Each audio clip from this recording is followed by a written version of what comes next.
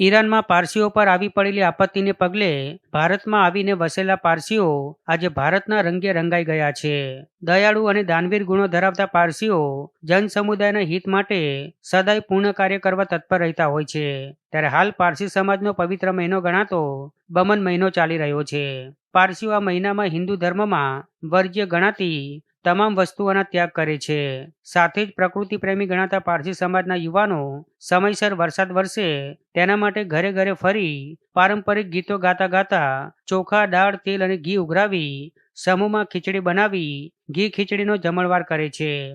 પારસી સમાજની આ પરંપરા અંદાજિત 120 વર્ષ જૂની છે અને વારસાગત આ પરંપરા આમ જ ચાલતી રહે છે. આ પરંપરા માત્ર નવસારી ખાતે જ ઉજવવામાં આવે છે, જેમાં નવસારીના પારસી સમાજના લોકો ભેગા મળી અને વરુણદેવને રીઝવવાના પ્રયાસો કરે છે. આમ અન્ન હોય તો જ જીવન ટકી શકે, તેના માટે વરસાદ વરસે તો જ અનાજ પાકે અને ધરતી પર માનવ જીવન ટકી શકે તેવા શુભ આશયથી વર્ષા રાણીને રીઝવવા માટે પારસી સમાજની વર્ષો જૂની પરંપરાને આજે પણ યુવાનોએ ટકાવી રાખી છે.